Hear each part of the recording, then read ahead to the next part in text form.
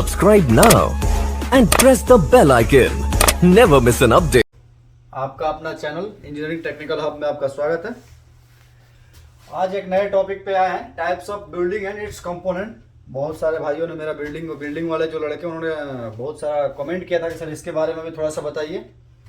तो हम इसके बारे में जितना भी नॉलेज है थोड़ा शॉर्टली बता देते हैं आपको। बाकी कंपोनेंट पे भी इसका एक सीरीज टाइप का बनाएंगे कि टाइप्स ऑफ बिल्डिंग कौन कौन सा होता है, लोड के आधार पे क्या क्या होता है, बेस ऑफ लोड क्या होता है, और बाकी ऐसे कौन कौन सा टाइप्स का बिल्डिंग होता है, जैसे कमर्शियल बिल्डिंग हो गया, रेसिडेंशियल बिल्डिंग हो गया, ठीक ना। उसके बाद असेंबली बिल्डिंग हो गया, उसके बाद एजुकेशनल बिल्डिंग हो गया, बहुत सारे टाइप्स का बिल्डिंग होता है। फिर लोड के भी आधार पे आपको बताएंगे इसका कंपोनेंट क्या है, जैसे आपका column, beam, plinth beam, footing, types of footing कौन कौन सा होता है, बीम कौन कौन सा होता है, पूरा आपको लेके चलेंगे। आज इसे करते हैं। पहले देखते हैं कि टाइप्स ऑफ बिल्डिंग कौन कौन सा है।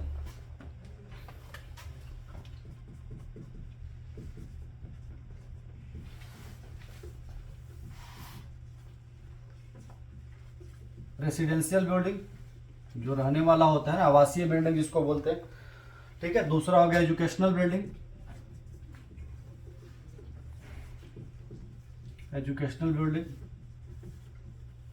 जैसे स्कूल, कॉलेज, ठीक है, हॉस्टल्स, ये सब जो भी हो गया। इसके बाद इंडस्ट्रियल बिल्डिंग, उसके बाद होता है आपका असेंबली बिल्डिंग, जैसे मीटिंग हॉल हो गया,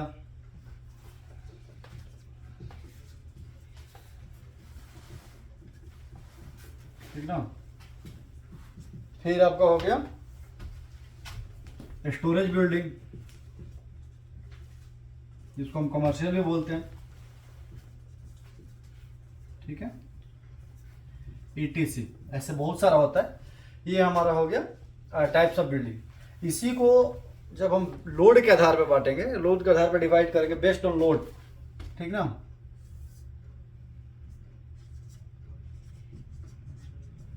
बेस्ड ऑन, तो मेनली टू टाइप का होता है। टू टाइप का बिल्डिंग होता है। इसमें कौन कौन सा होता है? लोड बियरिंग,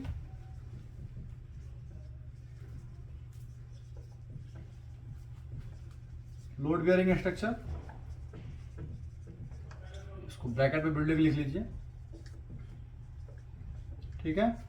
दूसरा हमारा होता है फ्रेमेड स्ट्रक्चर,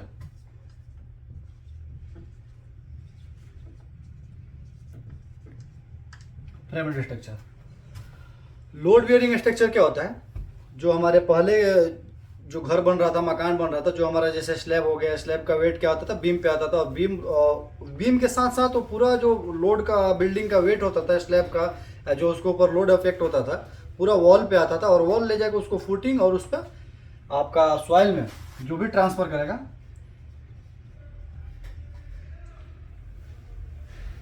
ठीक ना। लोड बियरिंग स्ट्रक्चर का जो भी लोड होता है वॉल के थ्रू फुटिंग पे आता है, फुटिंग के थ्रू वो आपको अर्थ में मतलब सॉइल में ट्रांसफर करता है, उसको हम लोड बियरिंग स्ट्रक्चर कहते हैं। उसका मेनली लोड जो होता है वॉल पे होता है, जिसको उसका डेड लोड हो गया या वाइंड लोड हो गया, जो भी होगा वो किस पे होगा? वॉल पे होगा। इसको हम लोड बियरिंग स्ट्रक्चर बोलते हैं, ठीक है। फ्रेमेड स्ट्रक्चर क्या होता है? आप बेसिकली समझिए, जैसे स्लैब हो गया, स्लैब का लोड किस पे आएगा? बीम पे आएगा। बीम का लोड कॉलम पे आएगा। कॉलम क्या करेगा? प्लिंथ बीम को ट्रांसफर करेगा। प्लिंथ बीम क्या करेगा?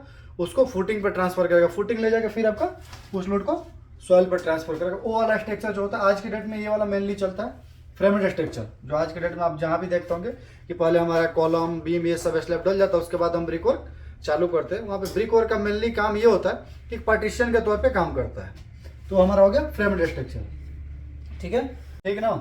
बाकी का हम आपसे एक बिल्डिंग का वीडियो बनाएंगे जिसमें कंपोनेंट को बकायदे उसमें मेंशन किया रहेगा कि इसमें प्लिंथ बीम कौन सा है, उसके बाद कॉलम क्या है, बीम क्या है, स्लैब क्या है। इसी के आगे हम उसमें वीडियो को ऐड कर देंगे, जाके वीडियो बता के आपका डिस्क्रिप्शन भी रहेगा, इसमें भी ज्वाइंट रहेगा पूरा आपको। और इसमें देखते हैं कि हर चीज़ का अलग अलग, फिर टाइप्स ऑफ कॉलम क्या है, टाइप्स ऑफ बीम क्या है, टाइप्स ऑफ स्लैब कौन कौन सा होता है, जैसे 1 वे स्लैब हो गया, 2 वे स्लैब हो गया, बिल्डिंग में कौन कौन सा लोड एक्ट होता है, डेड लोड हो गया, पॉइंट लोड हो गया, यूडीएल हो गया, यूवीएल हो गया, जितना भी आपको रहेगा ना सब कुछ बाकायदे मिलेगा।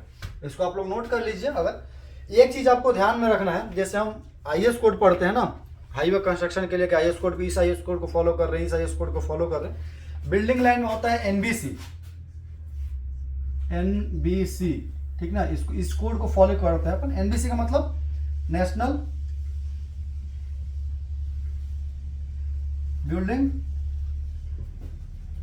कोड। इसके आधार पे, इसके गाइडलाइन के आधार पे हम बिल्डिंग का डिजाइन करते हैं कि इसमें विंडो का साइज क्या होना चाहिए, टॉप ऑफ स्लैब का साइज क्या होना चाहिए, स्लैब में मिनिमम कवर क्या होना चाहिए, बीम में मिनिमम कवर क्या होना चाहिए, ठीक है, कॉलम में minimum number dia of steel क्या होना चाहिए, मिनिमम नंबर ऑफ रेनफोर्समेंट क्या होना चाहिए, जितना भी रहेगा ना ये एनबीसी के आधार पे फॉलो होता है, ठीक ना। तो एनबीसी का कोड का एक लिस्ट हम अलग से बनाएंगे, कॉलम के लिए कौन सा कोड पढ़ते हैं, बीम के लिए क्या पढ़ते हैं, ठीक है। बाकी हम अभी आज के डेट में टाइप्स ऑफ बिल्डिंग और कंपोनेंट देख लेते हैं कि क्या क्या है। बेसिक फर्स्ट चैप्टर हमारा यही रहेगा। तो बिल्डिंग का हमारा वही हो गया, residential, educational, industrial, assembly and storage building बाकायदे। और बेस्ड ऑन लोड पे चलेंगे तो लोड बियरिंग स्ट्रक्चर हो गया और ये आपका फ्रेमेड स्ट्रक्चर हो गया, ठीक है। अब इसमें कोई क्वेश्चन होता है भाई कि रेजिडेंशियल बिल्डिंग किसको बोलते हैं, जो हमारा आवासीय मकान रहता है, रहने का जो हम लोग अब बनाते हैं उस बिल्डिंग को, इसमें भी मल्टी स्टोरेज होता है, सिंगल स्टोरेज होता है, स्टोरी होता है, डबल स्टोरी होता है, ठीक ना। इसका भी टाइप हो जाता है रेजिडेंशियल का। एजुकेशनल बिल्डिंग का मतलब स्कूल हो गया, कॉलेज हो गया, ठीक ना, हॉस्टल्स हो गया, ये सब आ जाएगा आपका। इंडस्ट्रियल बिल्डिंग में जो बड़ी बड़ी कंपनियों का होता है ना, जहाँ पे कंपनियाँ बहुत सारा हब बोलते हैं जिनको, कि जो हब में मटेरियल तैयार करता है, वो इंडस्ट्रियल बिल्डिंग हो गया। फिर आपका असेंबली बिल्डिंग वही जैसे मीटिंग हॉल हो गया, स्टेडियम हो गया, ठीक ना, ये हमारा असेंबली बिल्डिंग हो जाएगा। स्टोरेज बिल्डिंग का मतलब जो कुछ सामान को रखने के लिए, हम स्टोर करने के लिए एक स्टोरेज बिल्डिंग बनाते हैं, उसको हम स्टोरेज बिल्डिंग बोलेंगे। बाकी आपको बाकायदे हर चीज़ को बनाएंगे एक वीडियो उसका अलग से, ठीक ना, ठीक है। इसको नोट कर लीजिए। देखिए ये क्या है ना कि बेसिकली आपके सबके नॉलेज में होना चाहिए। हम भी अपना घर बनवाते हैं ना, वहाँ हर चीज़ काम में आएगा। भाई प्लिंथ बीम क्या होता है, कैसे होता है, किसका थिकनेस कितना रहना चाहिए, किस में कौन सा ग्रेड, अगर हमको नहीं पता रहेगा तो फिर हमारा एस्टिमेट जो होता है ना बढ़ जाता है, ठीक है। बाकी काम कंपोनेंट के बारे में आपको बता देते हैं, ठीक है। अब हम टॉप से चलते हैं, इसका कंपोनेंट क्या है।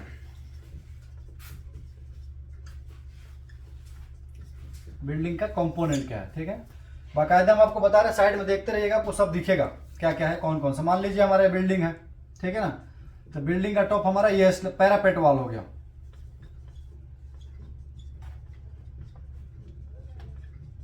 पैरापेट वॉल हो गया, ठीक है। पैरापेट वॉल के बाद ये हमारा हो गया, पैरापेट वॉल के बाद ये हमारा स्लैब हो गया, ठीक है, ठीक है। स्लैब के बाद क्या हो जाएगा, ये उसके नीचे बीम आ जाएगा, ठीक है। बीम के नीचे कॉलम।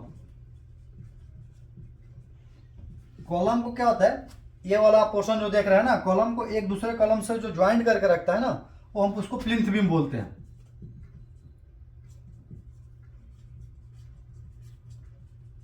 प्लिंथ बीम, ठीक है। और प्लिंथ बीम के नीचे क्या होता है, फुटिंग, ठीक है। ये पैरापेट वॉल का हाइट कितना होना चाहिए, पैरापेट वॉल का यूजेस क्या है, ठीक ना। बाकायदे आपको ये बताएंगे आगे से, हर एक एक कंपोनेंट का अलग अलग, स्लैब में कौन कौन सा स्लैब होता है, जैसे 1 वे स्लैब हो गया, 2 वे स्लैब हो गया, ठीक ना। बीम में आपका कौन कौन सा बीम होता है, कॉलम में कौन कौन सा कॉलम होता है, प्लिंथ बीम क्या होता है, फुटिंग क्या होता है, ठीक ना। इसमें आपका जो छोटा छोटा कंपोनेंट हो जाता है ना, छोटा छोटा कंपोनेंट के लिंटल क्या होता है, डीपीसी क्या होता है। डीपीसी का मतलब डैम प्रूफ कोर्स होता है, डीपीसी, ठीक है। इसका यूजेस कहाँ पे है, लिंटल किसको बोलते हैं, लिंटल किसको बोलते हैं, इसका कहाँ यूज है, ठीक ना। जैसे मान लीजिए हमने विंडो डाला है, विंडो के ऊपर से वहाँ पे ब्रिक वर्क स्टार्ट, विंडो में जो हमारा ओपनिंग होता है ना, ओपनिंग के ऊपर जब हम ब्रिक वर्क स्टार्ट करेंगे तो उसको जो एक लेयर देते हैं कंक्रीट का, स्टील के साथ में रहता है, ठीक ना, उसको हम क्या बोलेंगे, लिंटल बोलेंगे। जो आपको साइड में दिख रहा है कि लिंटल क्या होता है, ठीक ना। डीपीसी क्या होता है, डैम प्रूफ कोर्स, ठीक है, डैम प्रूफ कोर्स होता है, ठीक ना। इसका यूजेस क्या है, ये बाकायदे आपको कंपोनेंट का, हर कंपोनेंट का अलग अलग से वीडियो बनाएंगे, उसमें दिखाएंगे कि क्या होता है। इसके बाद इसमें हो जाता है कि लोड कौन कौन सा बिल्डिंग में होता है,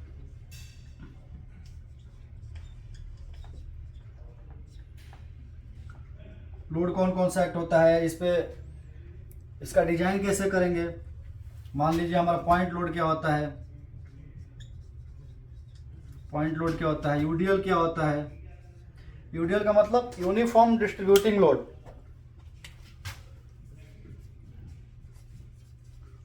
यूनिफॉर्म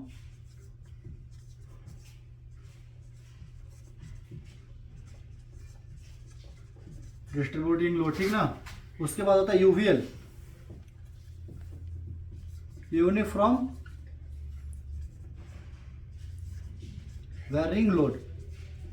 कि हमको कैसे मालूम चलेगा कि पॉइंट लोड क्या होता है, यूडीएल क्या होता है, यूवीएल क्या होता है। मान के चलिए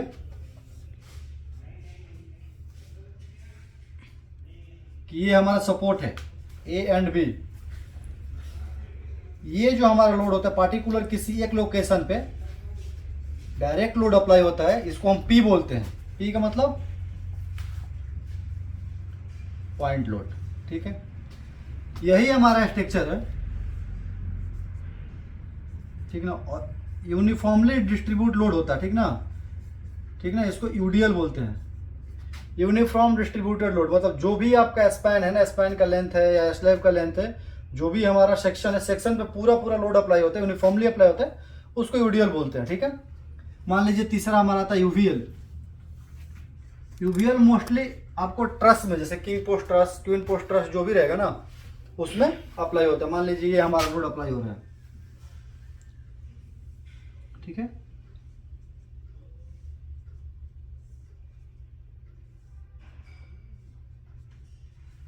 ये लोड आपका वेरी कर रहा है, ये लेंथ भी वेरी कर रहा है, लोड भी वेरी कर रहा है, ठीक ना।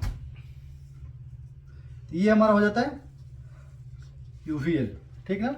इसको कैसे, इसका यूनिट क्या होता है, इसका डिजाइन कैसे होगा, ये कब कब अप्लाई होता है, ये पूरा आपको बाकायदे बताएंगे। आज हम आपको संक्षिप्त में बताइए, शॉर्टली बता रहे हैं कि क्या क्या होता है बिल्डिंग में कंपोनेंट, ठीक ना।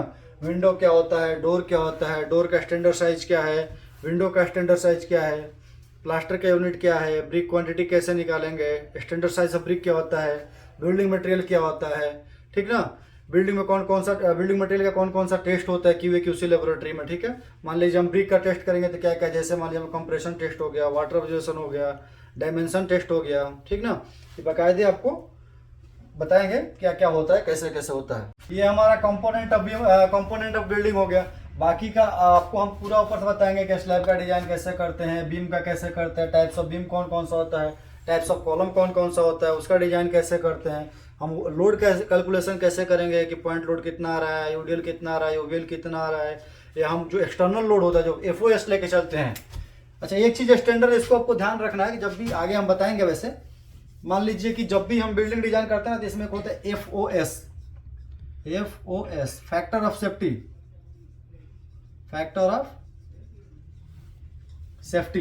ये हमारा स्टैंडर्ड होता है बिल्डिंग के लिए 1.5 टाइम्स, ठीक है। जो भी मान लीजिए हमने बिल्डिंग डिजाइन किया, उसमें हमारा 100 किलो न्यूटन का लोड आ रहा है, तो हम डिजाइन उसको कितना करेंगे, 1.5 से मल्टीप्लाई कर देंगे, और जो भी हमारा लोड बनेगा उसके हिसाब से इसका हम डिजाइन करेंगे। अच्छा, ये 1.5 लेते क्यों है, 1.5 जैसे हमारा वाइंड लोड हो गया, ठीक ना।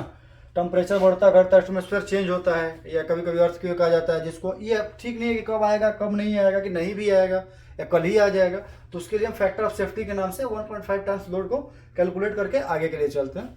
बाकी हम आगे के वीडियो में आपको एक एक कंपोनेंट का बाकायदे बताएंगे कि स्लैब में कौन कौन सा टाइप है, उसका क्या डिजाइन है, ठीक ना, कॉलम में क्या डिजाइन है, ठीक है। बाकी का वीडियो में हम आगे मिलते हैं, तब तक के लिए थैंक यू।